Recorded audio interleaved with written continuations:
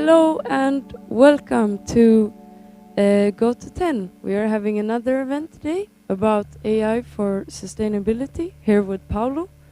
And yeah, if you have any questions, just write in the chat and hope you have a good time. Good luck. Hi everyone, hope you can hear me well. Thank you. I have a lovely audience, beautiful, powerful woman, so it's always nice. I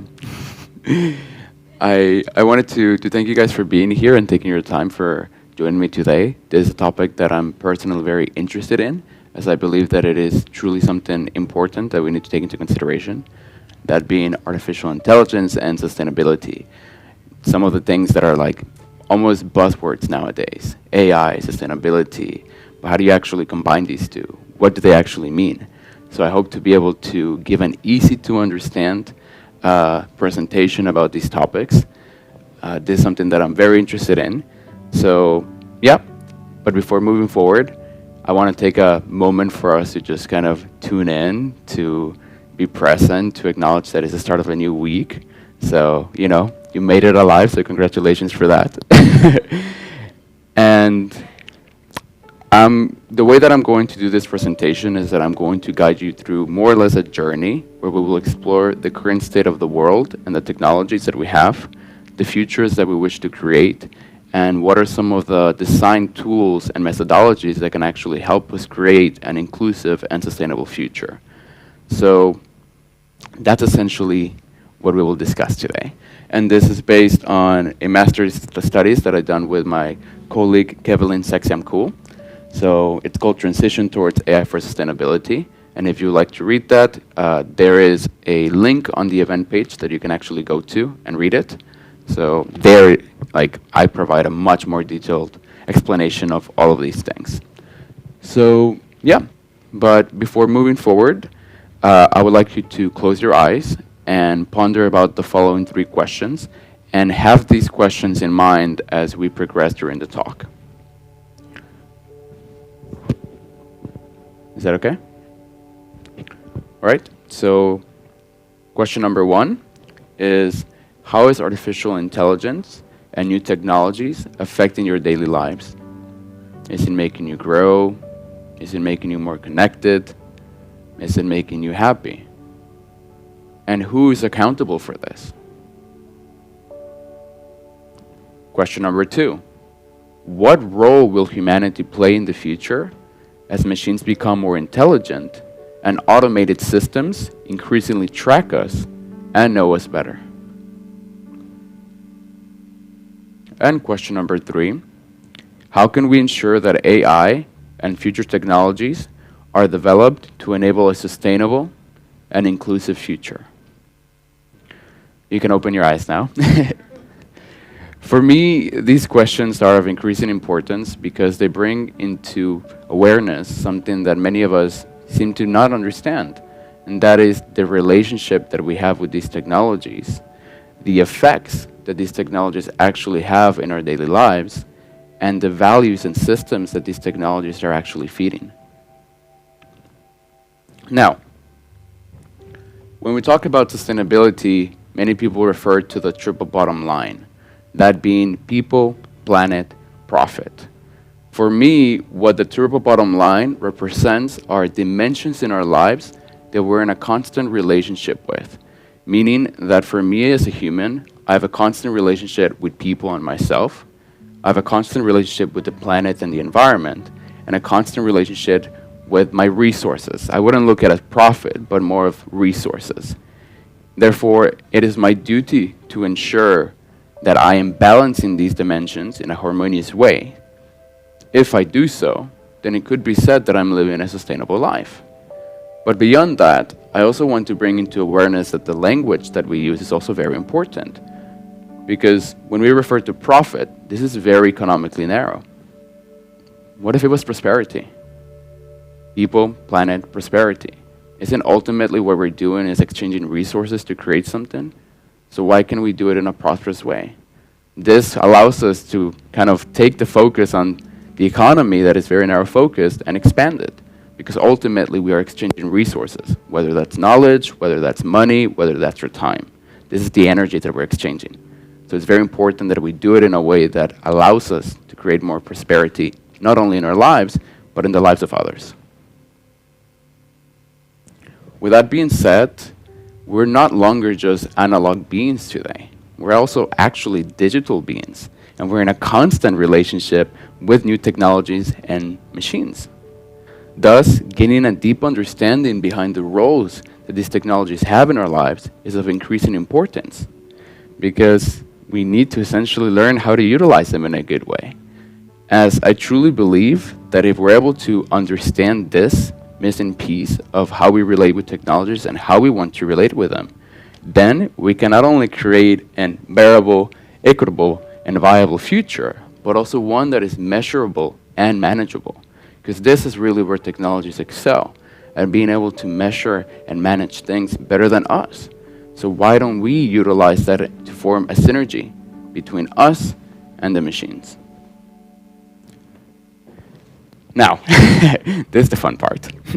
When it comes to AI, though, the majority of people might view the technology as some sort of like radical intelligence innovation that is not going to affect us until, I don't know, maybe 5 to 10 years, even 20. But the reality is that AI is actually already here. And although it's not super intelligent in the sense that it doesn't have general intelligence as we do as human beings, it does have super specific intelligence that is able to do tasks that we as humans wouldn't be able to do. I mean, now machines are able to recognize and do visual recognition better than human beings. So it's important that we utilize that and that we understand where it needs to be placed as a tool, as a means for us to create something. A few examples can be, for example, chatbots like Siri, which give us access to information immediately. Digital assistants. I mean, I don't know about you, but I don't think I could survive without my Google Calendar. Like it's saving my life so well. Robots, which can clean our houses, you know, the little vacuums, those are cute. And, well, even deepfakes, which allows us to look at some pretty interesting things. And most recently, even DeepFold, which actually solved a 50-year-old scientific problem of how proteins fold. So an AI machine is able to now predict how proteins fold, which can open up to completely new scientific innovations. Now, some of you might not fully be convinced about the presence of AI, so I'm just going to go further to understand the growing trends.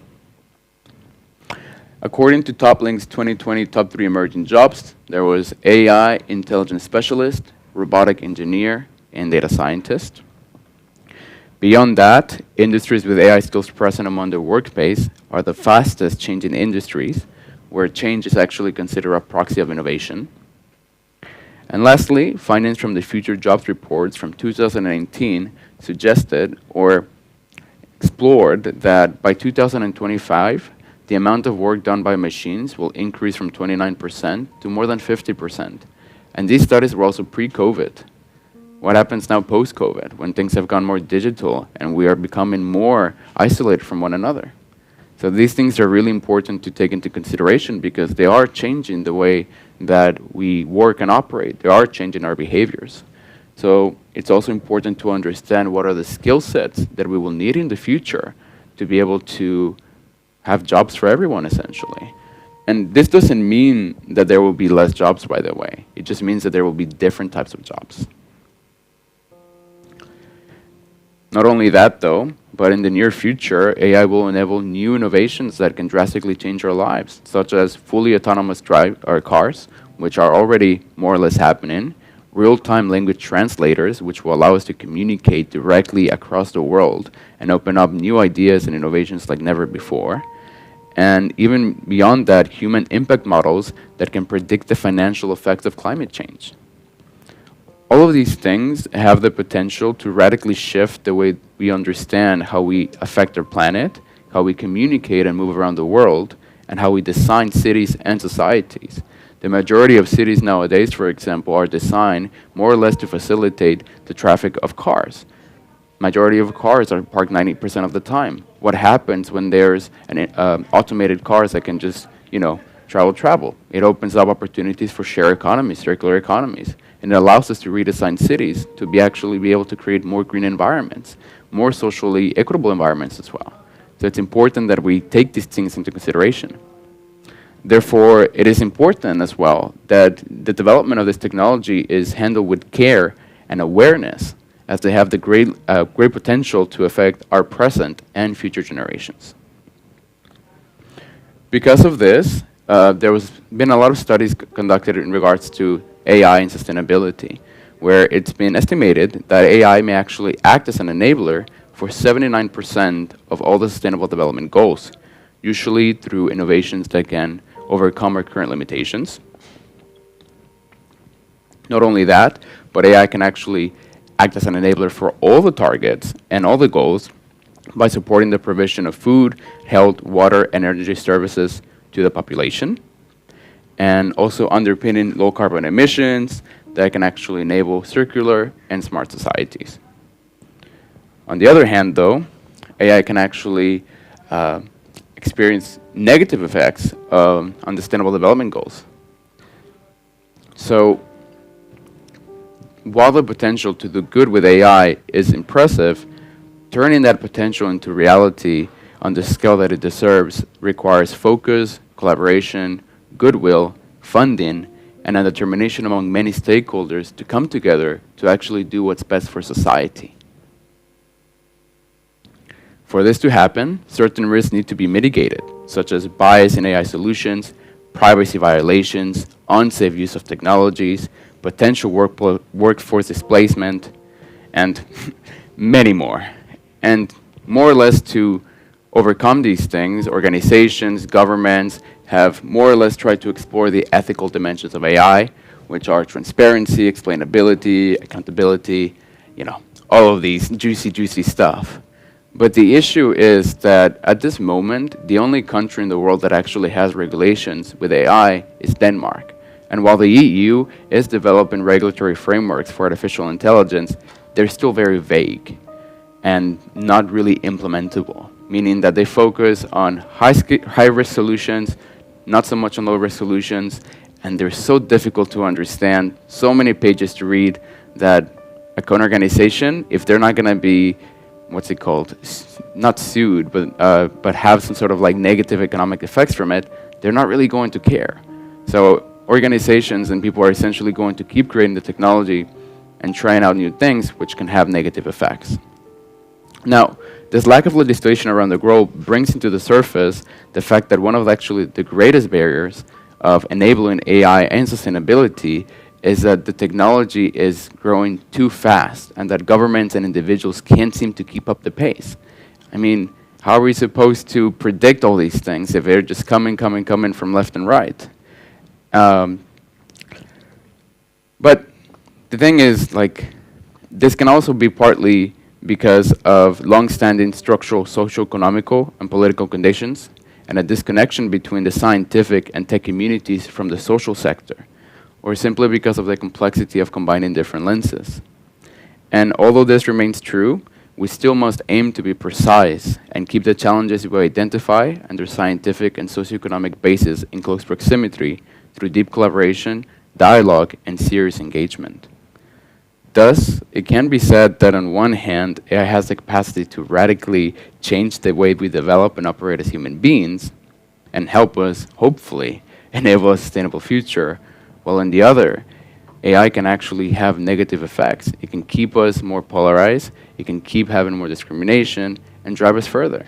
Or hey, if it becomes too smart, might even kill us, right? That's the doom scenario. Hope not. The reason why I'm mentioning all of this is because it is important that we understand that today we really sit at an unprecedented moment in history. On one hand, we have new technologies and innovations that can radically change our lives that are being developed every single day.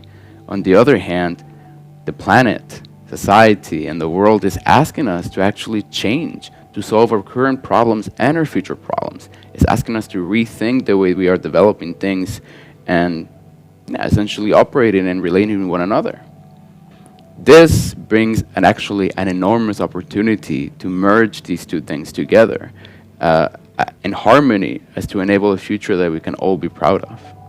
To do this, though, it is important that the excitement that we have to develop these technologies is approached with care and in a collaborative manner.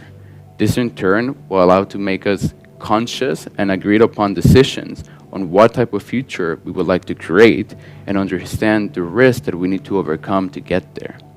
We no longer can do things just for the sake of doing them.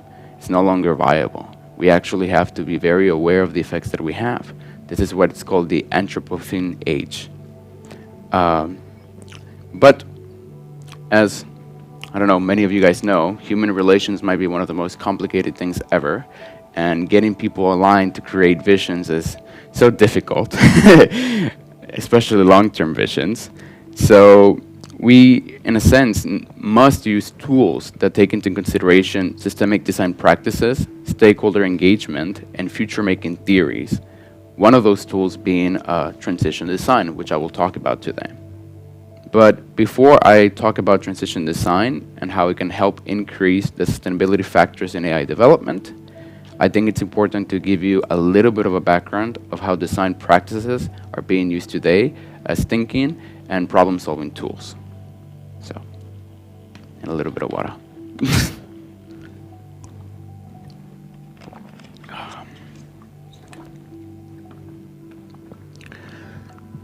One of them tools is design thinking.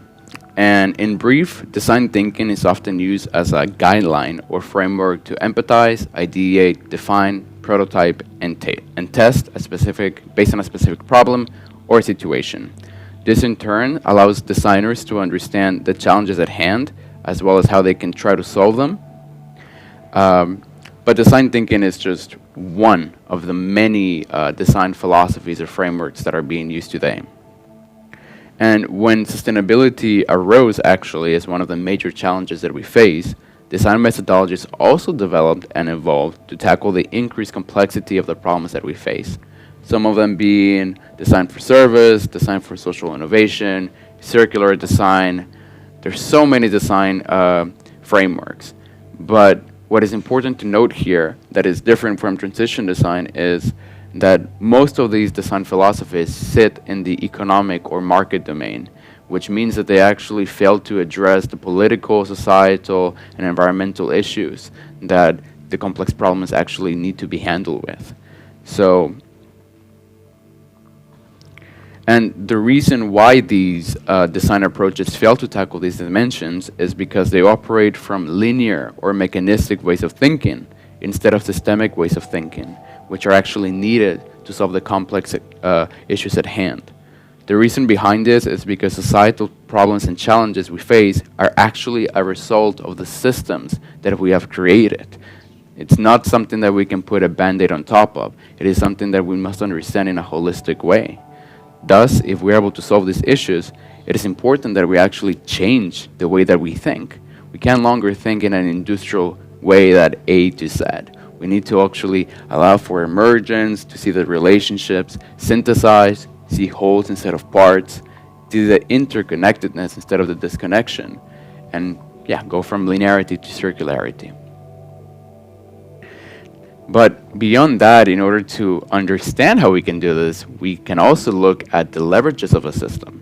So actually, system thinking has been something that has been developed since 19-something. It's quite old. It's not something that is new, but we're actually starting to see an emergence of this line of thinking because we're starting to understand the complexity of the problems that we face nowadays. This picture goes to highlight the 12 leverage points from the least, what would you call it? The one that is much more difficult to allow the system to change to the one that would actually drive change. So you have things like physical events, informational patterns and behaviors, social system and structures, and conscious and mental models.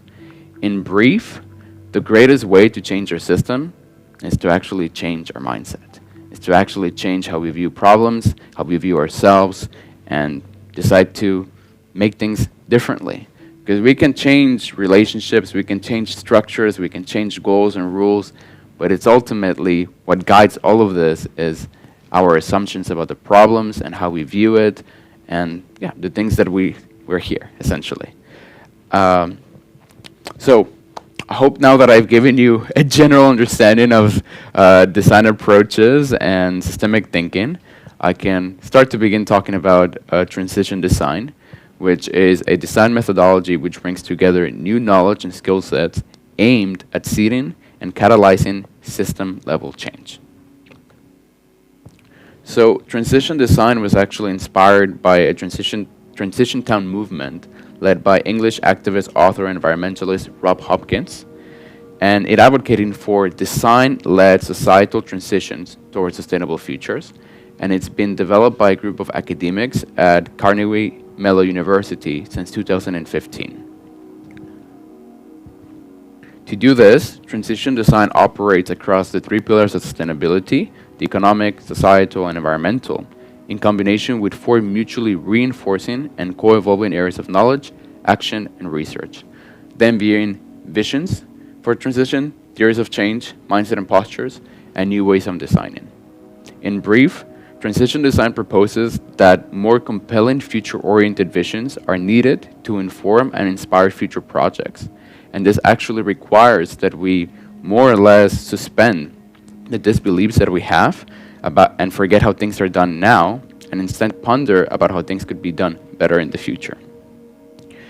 Not only that, but since change has never been more urgent, transition design actually highlights that transformational societal change depends upon our ability to change our mindset about change, which is something that is quite scary for most of us. I mean, I try to change on a daily basis, and it's very painful. So I understand that it's something difficult, but we need to change. Beyond that, as change and transitions are urgent as well, in order to change, we actually need to have focus on the mindset and posture that we need to have, which is really having a learning and growth mindset, having an ecological paradigm, and a long-term vision. And lastly, in order to develop new solutions, we need to actually change the way that we design solutions. So that's why it says new ways of designing. This in turn will allow designers and practitioners to more or less become a change agent for sustainability and develop powerful narratives that can actually drive the solutions forward and get people together. Now, one of the outstanding aspects of transition design is called the long now philosophy, which challenges people to rethink how they perceive time. When making decisions, our perception of time and how we frame our present leads to different values and in terms different ways of doing business. As an example, if our perception of time is long-term driven, we're more likely to consider a broader range of stakeholders, current and future generations, and take into consideration the complexity of the triple bottom line of sustainability. Thus, having a long-term perspective can actually be a game changer to drive sustainable change. And this also goes in line by Native American wisdom, which actually states that if you're going to make a decision, you should think 7 generations ahead. Something that I don't think in the West we do very well. I think we think, what is the next quarter? So something to take into consideration, definitely. Or when is the next election? Yes, that's a good one.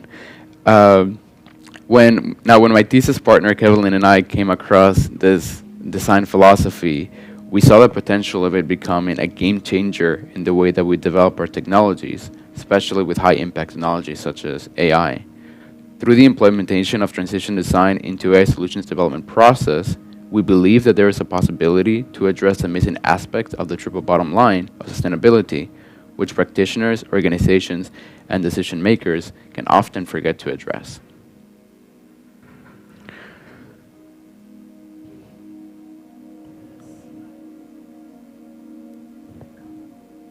Yes, they can do that. Someone asked if they could get the slides after, so I'll be able to provide a link for it. So, with transition design, let me restart now. As transition design is actually a new initiative, and there's not so many use cases that have been developed upon it. my thesis partner and I decided that before bringing the framework into practicality, we first needed to explore how this design approach aligns with the current values and development process of AI solutions, and find synergies, polarizations, and barriers which designers and practitioners might face when working with this in real life in the industry. And we did it from an individual, organizational, and network perspective. So to do this, we interviewed AI practitioners who are actively working in different roles in the AI industry here in Europe and in the US.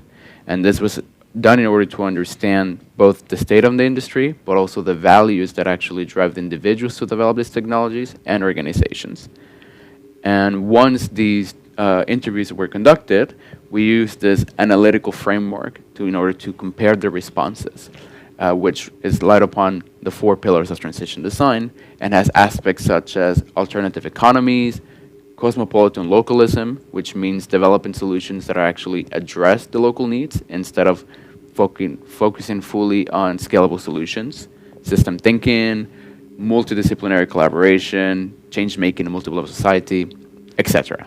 So these were more or less the dimensions that we compared our findings to. Now, a little bit complex. This is the ecosystem that we understood, which is the AI industry ecosystem relationship mapping. And this is the result of both literature reviews conducted, and the interviews that we had. But in short, there were 7 identified factors that AI practitioners take into consideration when developing AI solutions. There's the individual motivation and values, the organizational motivation and values. There are the regulations that affect the development process of AI solutions, the acknowledged challenge and improvements that we must have, the impacts that the technologies have, and the design and development process alongside the way that we collaborate. In short, the best way to understand this from a systemic perspective is that, for example, the design and development process, meaning how we design the solutions, goes to have an affects how the impact that AI has in our daily lives. For example, if we take Google as an example, Google probably spends millions of dollars just in hiring engineers in order for us to click on our Gmail icon. So they spend so much money trying to understand the psychology to see what type of icon, color combination will make us press it more. This in turn has a huge effect on how we relate to the technology, and most of these things go actually unconscious for most of us because we're not aware that they're actually doing this, unless documentaries come out like The Social Dilemma or The Great Hack, which then bring these things into perspective. But as mentioned earlier, the aim of the research was actually to understand the synergies and contradictions between all of this and transition design. So from our findings, we actually saw that AI practitioners show a lot of growth mindset, systemic thinking, and problem-solving skills, which is good for transition design. On the other hand, some challenges which contradict with the framework and stop the industry from moving forward were actually acknowledged. For example, a worship of companies' legacy, a lack of collaboration, working towards constant economic growth, lack of firm governance, regulations, and prioritization of scalability over localized solutions. All of these things actually pose barriers for utilizing transition design. Furthermore, the finding and analysis of the study also revealed that big companies seem to actually engage more with sustainable challenges than smaller companies. And this can be partly due because small companies are trying to just financially survive, so they can't really have the time to take sustainability into consideration, or perhaps they don't have the value since the beginning of the creation of the companies. This is highlighted from some practitioners from big companies, which mentioned the need to create, for example, horizontal business models, such as sensors as a service, and have like shared infrastructures, as well as the acknowledged need to power these technologies from renewable energies, which is good. With that being said, at the same time that they say that, they want to keep their company's legacy. So if you have 3 big companies trying to develop this, who's going to get paid if you're focusing so much on legacy? So there is some polarizing aspects that we need to be very critical about here. And even beyond that, there are some aspects like, for example, they want to make the technology more inclusive, but big companies actually tend to centralize the access of data and resources. So if people don't actually have access to the data to create solutions with, and you have it all, how are they supposed to work with it? How are they supposed to work to create local solutions for it? So by looking at the synergies and contradictions, it is likely that the framework can actually be used to fill the gap between sustainability and reality, as transition design can actually maximize the benefits of systemic thinking, problem solving, and foresight skills of the practitioners in order to envision the future and create sustainable friendly solutions. However, there were some conflicting values within the industry that we also saw, which can be as barriers. On the individual level, for example, there seems to be too much emphasis on the development of technological solutions, which might actually blind practitioners of creating non-tech solutions that might be more resilient.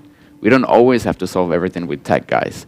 Like, we can also do things a little bit differently, but it's something that we need to take into consideration. On the organizational level, for example, businesses need to be relevant both to long-term and short-term, which is something that transition design might have a difficult time addressing.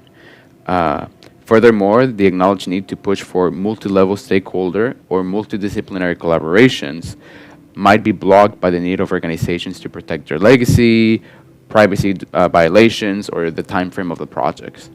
So, in a way, like, these are things that practitioners actually need to take into consideration when working with this technology. And one of the ways of doing this, for example, is when starting projects, really making sure that sustainability is one of the core values that is put there since the beginning. Beyond that, it can also be about simplifying design principles to make them more friendly, and finding a harmonious balance between the short and long-term goals. Dun, dun, dun. Yes. So, in essence, our innate humanity ability to innovate, our bounded rationality, constrained creativity, and differences have brought us great wealth at a heavy price for the environment and society. With that being said, today we sit at a time where we can learn from the past and utilize our newly acquired knowledge and tools to enable us to create and craft a sustainable future. One of them was transition design. Thus, it is of crucial importance that we not only keep developing the technologies, but that we also deeply contemplate behind the ways it can help us become better human beings and create a better planet. For the development of the technology without a moral compass would only lead to an unequal world, and not one that will benefit the whole. To do this, it is crucial importance that we face the current problems and come together to understand what's needed for us to transition to a sustainable and inclusive world. All of this will, of course, bring new challenges to the way that we operate and the way that we view our world and our relationships, and the role that we have in it. Challenges which we actually need to bring into the surface now. We can no longer ignore them. And we must overcome them also in a collaborative way, because these are not challenges that one individual can solve. It's not challenges that one nation can solve. These are human challenges that all of us need to come together to solve. And we need to honor Einstein, guys. And we need to actually make sensible use of the technologies and tools that we have created. I mean, these are not new ideas. This is something that has been talked about for such a long time. And I don't know if you guys have ever seen the speech by Charlie Chaplin called The Final Speech, but this is done from a movie from 1940. And I'm going to show it now, and I want you to really reflect upon how this goes today. This was 81 years ago. 81 years ago. Just think about that. I'm sorry, but I don't want to be an emperor. That's not my business. I don't want to rule or conquer anyone. I should like to help everyone if possible. Jew, Gentile, black man, white. We all want to help one another. Human beings are like that. We want to live by each other's happiness, not by each other's misery. We don't want to hate and despise one another. In this world, there's room for everyone, and the good earth is rich and can provide for everyone. the way of life, can be free and beautiful. But we have lost the way. Greed has poisoned men's souls, has barricaded the world with hate, has goose-stepped us into misery and bloodshed. We have developed speed, but we have shut ourselves in. Machinery that gives abundance has left us in want. Our knowledge has made us cynical, our cleverness hard and unkind. We think too much and feel too little. More than machinery, we need humanity. More than cleverness, we need kindness and gentleness. Without these qualities, life will be violent and all will be lost. The aeroplane and the radio have brought us closer together. The very nature of these inventions cries out for the goodness in men, cries out for universal brotherhood, for the unity of us all. Even now, my voice is reaching millions throughout the world, millions of despairing men, women, and little children, victims of a system that makes men torture and imprison innocent people. To those who can hear me, I say, do not despair. The misery that is now upon us is but the passing of greed, the bitterness of men who fear the way of human progress. The hate of men will pass and dictators die, and the power they took from the people will return to the people. And so long as men die, liberty will never perish. Soldiers, don't give yourselves to brutes, men who despise you, enslave you, who regiment your lives, tell you what to do, what to think, and what to feel, who drill you, diet you, treat you like cattle, use you as cannon fodder. Don't give yourselves to these unnatural men with machine minds and machine hearts. You are not machines, you are not cattle, you are men. You have the love of humanity in your hearts. You don't hate, only the unloved hate, the unloved and the unnatural. Soldiers, don't fight for slavery, fight for liberty. In the 17th chapter of St. Luke it is written, the kingdom of God is within man, not one man nor a group of men, but in all men, in you. You, the people, have the power to create machines, the power to create happiness. You, the people, have the power to make this life free and beautiful, to make this life a wonderful adventure. Then in the name of democracy, let us use that power. Let us all unite. Let us fight for a new world, a decent world, that will give men a chance to work, that will give youth a future and old age a security. By the promise of these things, brutes have risen to power, but they lie. They do not fulfill that promise. They never will. Dictators free themselves, but they enslave the people. Now let us fight to fulfill that promise. Let us fight to free the world, to do away with national barriers, to do away with greed, with hate and intolerance. Let us fight for a world of reason, a world where science and progress will lead to all men's happiness. Soldiers, in the name of democracy, let us all unite!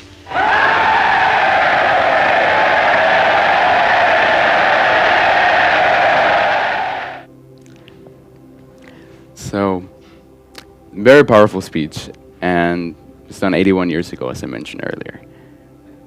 And I feel like today we're really in a point where we can actually do these things. We have the technology, we have the knowledge to do this, but we're lacking this.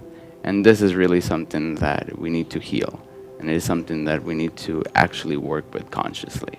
It's no longer about technological innovation. It's no longer about developing new things. It's about understanding what world we want to create and coming together to do so. It's about taking responsibility, the fact that we actually have created a lot of bad things for this earth, and that we have a lot of challenges that we need to address. They're not simple challenges, and I'm not going to sit here and say that I have all the answers, because I don't. But I think that together we can do wonderful things. And that's the message that I want to give to people, is that, hey, you know what? Why are we developing technologies to make my phone open a millisecond faster when we have an infrastructure and my phone is more powerful than the computers that brought man to the moon in the 1960s? The technology is there. We have powerful innovations. We have new ways of doing things. But there's the other missing aspect, which is the heart, the more spiritual aspect, which we've actually forgotten about. So, yeah, that was my talk. These were some of the questions that came back.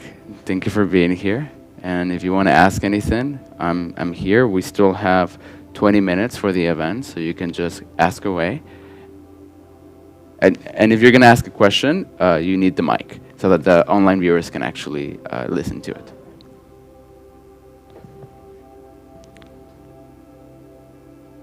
And for those online, you can just type it in the chat.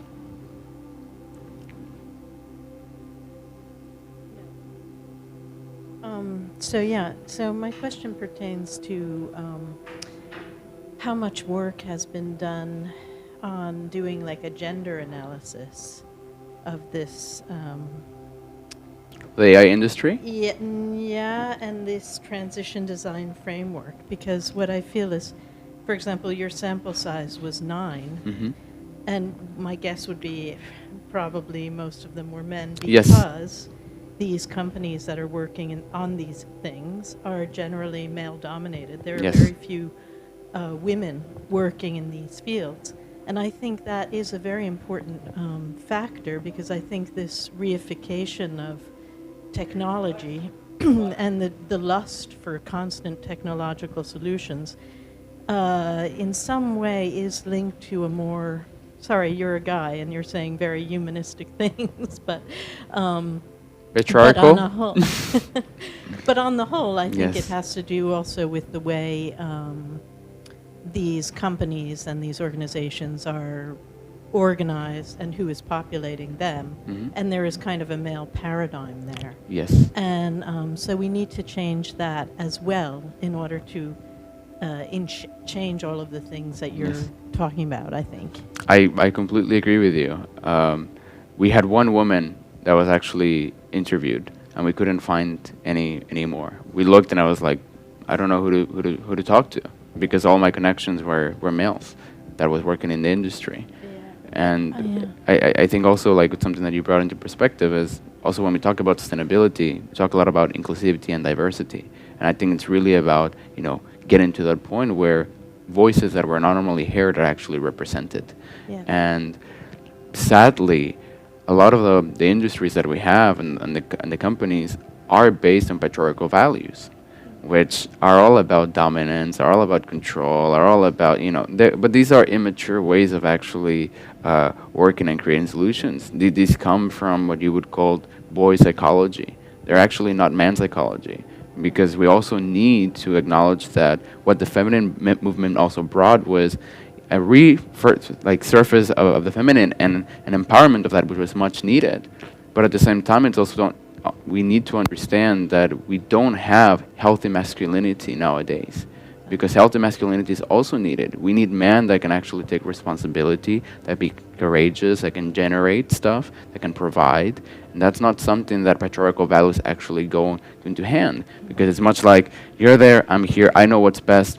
No, that's not manhood. For me, that's not manhood, and that's not what I've been taught. So I completely agree with what you say, and we actually need to bring people together and give them the voice. I mean, I'm just following on what you're saying, and I totally agree with what you just said. Absolutely, it captures exactly what I was talking about. But a perfect example of this is this thing with the space. What's his name? Yeah, Jeff Bezos and Elon Musk. Yeah, and these three competing against each other, and it just, as you say, it's not even a mature male No. mentality. It's a small boy on the playground mentality. Yes. But these small boys have billions of dollars. And all I could think, watching the media coverage of that, is why are we obsessing about this? Who can piss farther competition when there are children in the world who have no food. Yes. This doesn't make sense. But I think we're on the same wavelength, and I'm glad to see you're a guy, because that gives me hope. I actually, I've been wanting to do a presentation when I talk about these things as well, like the absurdity of billionaires and how, like, ego inflated they are, to the point that they're actually not even doing things for what's best for humanity. They're doing things to boost their ego.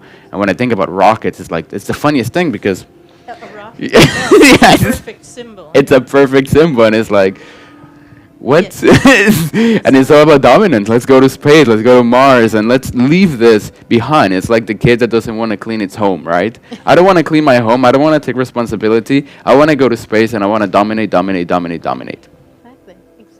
So I completely agree. Thank you.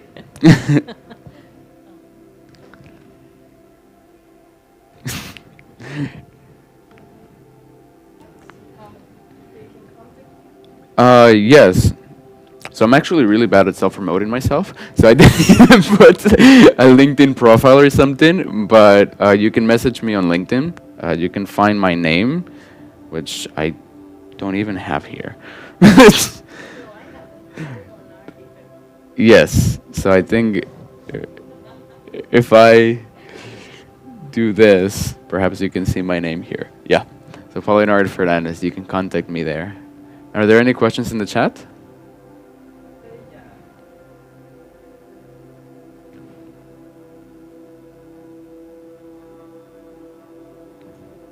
In your view, what type of political change do we need to facilitate transitional mindsets slash models, or rather, what political obstacles is hindering it? For example, by law, companies, aktiebolag, are obligated to prioritize short-term profit before environmental impact. Mm. Yeah, it's a good question. I think these things really come down to the mindsets that we have, and you have to look at it from a systemic perspective. And I think that if we are to change these things, is to actually start doing projects not only for profit, but also to understand that projects can add other different type of value, such as social capital, human capital, environmental capital. So as long as the projects and the structures and more or less the laws are written to be able to enable these, it will never happen, because whether we like it or not, we live in a system that we still need to eat. And for me, for example, I'm part of something called Starta Eget for arbetsförmedlingen, which helps you start a business. But these infrastructures, they actually don't even take into consideration marginalized groups, in the sense that Starta Eget gives you compensation every month to work on your company, and that compensation is based, for example, on the salary that you've had if you've had a full-time job. I came out of my studies and I wanted to start a sustainability consultancy. And when I came out of that, they gave me the minimum amount, which is actually 3,500 crowns a month. 3,500 crowns a month is absolutely nothing. You cannot live out of that. And on top of that, if I work on something and I have to say that the works that I worked on that money gets reduced.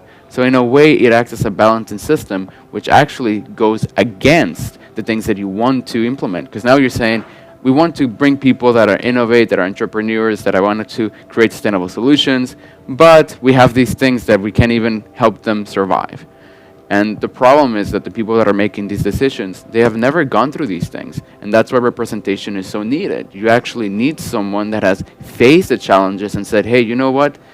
I understand the point and I am grateful, but we also need to demand for something better.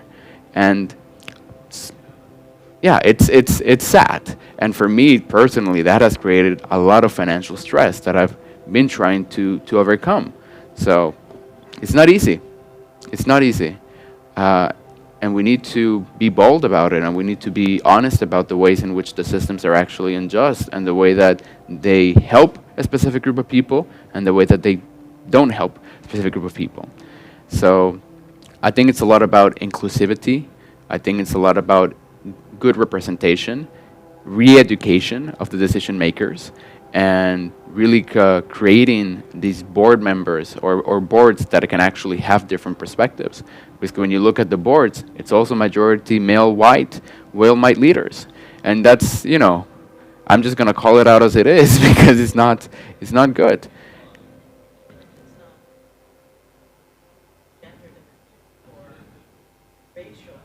Yes.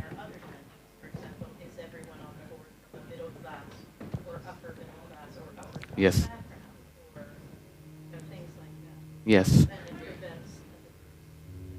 Yes. So someone she just mentioned that beyond the what's it called gender classes, there's also the social economical classes that you need to take into consideration. So for example, people from middle, low income families, that they need to also be represented. I have a question about the mindsets. I really wonder if you have, if you know of experiences or examples or innovations using artificial intelligence to change mindsets. Because we work with local democracy, so a lot is about like really changing the way we perceive, for instance, women's participation. And I know some examples from the country I come from, nothing about artificial intelligence. They used something like a breaking the social norm approach, where it was a very innovative person from Colombia. He became the mayor of the capital, but he was a university professor before, mathematician. Okay. She said, if we want to change the way people do things, because we are stuck in this way of doing things, the same way, even though we know that is not good, we continue to do it because everyone does it and because, I don't know, it's a shortcut. So it was, for instance, about drive and drinking behavior. It's not good, it's negative, but everyone does it, it's associated with masculinity. So he made a lot of campaigns to show the opposite, like that the opposite is the hero and the cool guy or the strong person. He did the same with the women's night. He did one thing that was like women's night out, where men were not allowed to go at night. And that day, a city that usually has like 10 murders per night on a Friday, nothing that night. And the violence reduced drastically, and really like showing that the normal is not like the unnormal. He used a method, something like making the unfamiliar familiar, and making the familiar unfamiliar, to change mindset. But I was wondering about artificial intelligence. Has there been examples of using it? Well, it has been used for negative aspects. So the whole Cambridge Analytica fiasco was the usage of recommended systems to target, that's essentially how Brexit happened and Trump got elected, was that they were using Facebook in order to understand the personalities of people, and they were able to categorize them into 3 groups, which are like the left wings, the right wings, and what you would call the, how do you say it, persuadables. So essentially it was used as a propaganda machine. And that's one of the reasons why a lot of the laws of AI came into being, was because they understood that this could actually be used to negatively impact the psychology. And that's the thing about these tools. It can be used for something positive, or it can be used for something negative. But normally, there's a Netflix documentary called The Great Hack. I would look into it. It's really wonderful, and that's the prime example, I would say, of how these things have been used in a negative way. But I think even beyond that, if we are to change mindsets, I think it's really going back into mindfulness practices, yoga, reconnecting to our bodies and understanding ourselves. Because it's really a reprogramming of our beliefs. It's really understanding where those beliefs come from. And the best way to do this is actually through community. It's through supportive communities that are there to actually embody the different values. And it's something that we need to do together. It's something that we need to speak about. For example, me as a man, when the feminine movement is starting to arise, something that I always wanted was a positive masculine movement. I also wanted to talk about fellow men to understand, what does it mean to be a healthy man? I never had a healthy father figure in my life, so I had to find these things. Luckily for me, now I've created a group to be able to have these things with men, and I see the effects that they have, because just talking about it, just talking about these things and the shame and the guilt that comes from these things is changing it. So we need to heal it, we need to bring it into perspective, and we need to create these groups. And I don't think, of course, perhaps AI could assist in this, but I don't think this is the role of technology. I think technology is a tool that can then, once we have the correct values and mindsets, can help us create something. But it's something that we need to reprogram ourselves. It's something that we need to go deep within and be willing to change. So, yes.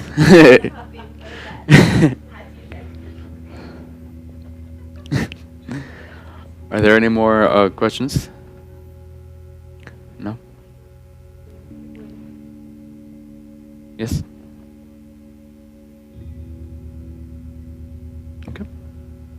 And you don't have any questions?